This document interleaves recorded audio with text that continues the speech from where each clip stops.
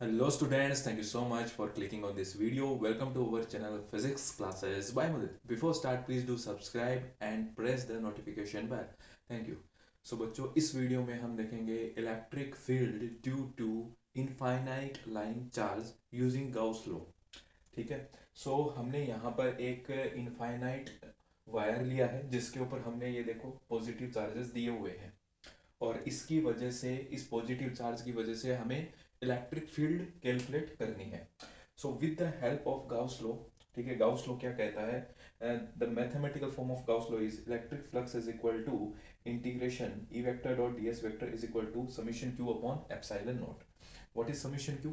Summation q क्या है कि गाउसियन सरफेस के अंदर जो एनक्लोज चार्ज होता है वो समेशन q या q एनक्लोज होता है। तो हम क्या करते हैं कि ये जो वायर है जिसपे जो हमने पॉजिटिव चार्ज दिया हुआ है इसके अराउंड हम क्या करते हैं, एक गाउसियन सरफेस बना लेते हैं। ठीक है। और ये गाउसियन सरफेस कैसा है, सिलेंड्रिकली शेप्ड है। इसका शेप कैसा है, सिलेंड्रिकल शेप है। ठीक है। हमें यहाँ पर इलेक्ट्रिक फील्ड कैलकुलेट करनी है। ठीक है। इलेक्ट्रिक फील्ड कैलकुलेट करने के लिए हमें यहाँ पर एनक्लोज चार्ज की वैल्यू चाहिए। ठीक है। अब एनक्लोज चार्ज कैसे निकालेंगे, तो एनक्लोज चार्ज के लिए हमें देखना होता है कि हमने ऑब्जेक्ट है जिसके ऊपर हमने चार्ज दिया है वो कैसा लिया हुआ है। जैसा कि आप देख रहे हो यहाँ पर लाइन चार्ज डिस्ट्रीब्यूशन है, एक अलोंग द लाइन हमने चार्ज दिया हुआ है।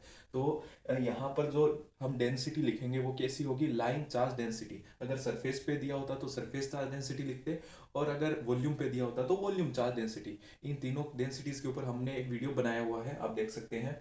Charge enclose by the Gaussian. अब ये गाउसियन सरफेस कितना चार्ज, ये समीशन क्यों यही तो बताता है ना कि एनक्लोज चार्ज कितना है गाउसियन सरफेस की। तो charge enclose by Gaussian surface ये हम कहाँ से निकालेंगे, linear charge density. Linear charge density हम डिनोट करते हैं लेमडा से। Lambda is equal to charge enclose charge upon length.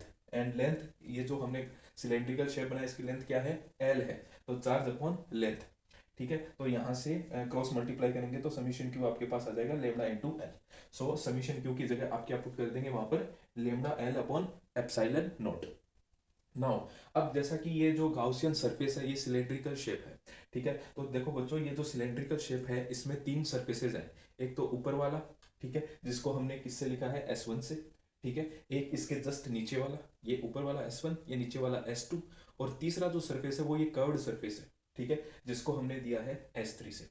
अब हमने क्या किया कि इस पूरे गाउसियन सरफेस यानी जो सिलेंड्रिकल शेप है इसको तीन पार्ट में डिवाइड किया, तीन सरफेस में S1 S2 और S3। और फिर हमने क्या किया, इसके छोटे छोटे पार्ट्स ले लिए, एक DS1, एक ये DS2 और एक DS3।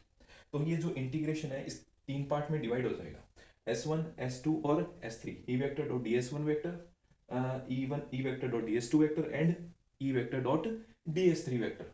देखो अब हमें डायरेक्शन डिसाइड करनी है किसकी, इलेक्ट्रिक फील्ड की और ये जो तीनों सरफेसेस बनाए हैं इनकी। सबसे पहले आपको ये पता ही है कि जो पॉजिटिव चार्जेस होते हैं इनकी जो इलेक्ट्रिक फील्ड होती है वो आउटसाइड होती है। ठीक है, बाहर की तरफ होती है। तो ये पॉजिटिव चार्ज है, पॉजिटिव चार्ज की वजह से जो इलेक्ट्रिक फील्ड होगी वो हमेशा बाहर की तरफ ही होगी। और जो सरफेस की जो डायरेक्शन होती है वो उस सरफेस के परपेंडिकुलर होती है। तो देखो सबसे पहले S1 की बात करते हैं। तो S1 पे इलेक्ट्रिक फील्ड तो बाहर की तरफ है, तो प्लस से बाहर की तरफ इलेक्ट्रिक फील्ड होगी। लेकिन सरफेस की डायरेक्शन कैसे होगी, अब देखो DS1 यहाँ पर है तो सरफेस की डायरेक्शन उस सरफेस के परपेंडिकुलर होती है। तो DS1 इसके जस्ट ऊपर परपेंडिकुलर होगा। ठीक है। और S2 पे भी सेम ये सिचुएशन है, सरफेस के परपेंडिकुलर नीचे की तरफ सरफेस की डायरेक्शन और E की डायरेक्शन बाहर की ओर। ठीक है। S3 में क्या केस है, DS3 की डायरेक्शन, ये कर्व्ड सरफेस है, कर्व्ड सरफेस की जो डायरेक्शन है, स्मॉल एरिया है, सरफेस के परपेंडिकुलर होगी। तो सरफेस के परपेंडिकुलर बाहर की तरफ और इसी डायरेक्शन में क्या है, इलेक्ट्रिक फील्ड है। सो इलेक्ट्रिक फील्ड S1 के लिए इलेक्ट्रिक फील्ड और DS1 दोनों एक दूसरे के परपेंडिकुलर है। ठीक है। S2 में भी दोनों एक दूसरे के परपेंडिकुलर है, लेकिन जो S3 सरफेस है वहां पर दोनों क्या है, एक दूसरे के पैरेलल है। And we know that the dot product is E vector dot DS1 vector का डॉट प्रोडक्ट क्या होगा, E DS1 cos theta. And यहाँ पर E और S1 दोनों परपेंडिकुलर है तो थीटा कितना आएगा, 90। और यहाँ पर दोनों परपेंडिकुलर है S2 के लिए भी तो थीटा 90। एंड S3 और इलेक्ट्रिक फील्ड इन दोनों में देखो दोनों पैरेलल है, एक ही डायरेक्शन में, तो दोनों के बीच में एंगल क्या होगा, जीरो होगा। And we know that cos 90 is zero. अब cos 90 जीरो होता है तो ये पूरी टर्म जीरो, अगेन ये टर्म भी क्या हो जाएगी, जीरो। ये दोनों टर्म क्या होगी, जीरो होगी। एंड cos जीरो क्या होता है, वन होता है, इसलिए ये टर्म आ जाएगी आपके पास EDS3। And E D S three is equal to lambda L upon epsilon naught. अब यहाँ पर इंटीग्रेशन है वो सरफेस का होगा, तो इसलिए हम इलेक्ट्रिक फील्ड को बाहर निकाल लेते हैं। अब ये डी एस थ्री है, डी एस थ्री क्या है, कर्व्ड सरफेस है, ठीक है, कर्व्ड सरफेस का एक स्मॉल एरिया है D S three.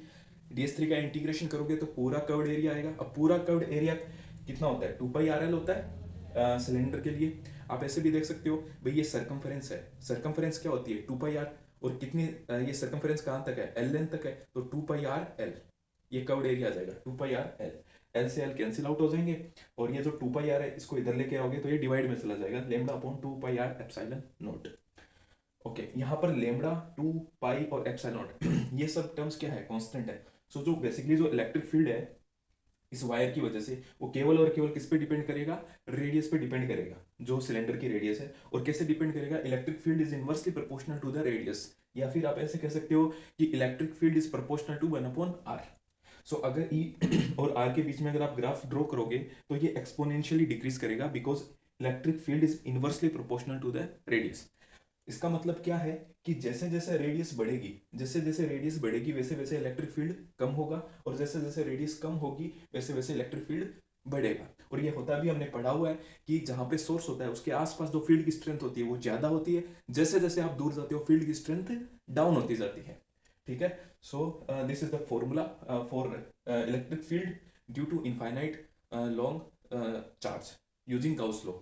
E is equal to lambda upon 2πr epsilon naught, ये आपको याद रखना है, ठीक है। याद इसलिए रखना है, इसके ऊपर जैसे न्यूमेरिकल क्वेश्चन आ जाए, आपको r की वैल्यू पता हो, ठीक है, लेमडा की वैल्यू पता हो, तो आप डायरेक्ट ही, आपको पूरा डिराइव नहीं करना पड़े, आप डायरेक्ट फॉर्मूला याद रखो, डायरेक्ट फॉर्मूले में वैल्यू पुट करो और आंसर निकालो, ठीक है। तो बच्चों इस वीडियो में इतना ही, और अगर आपको वीडियो अच्छा लगा है तो प्लीज़ इसे लाइक करें, अपने फ्रेंड्स के साथ शेयर करें। Take care, thank you.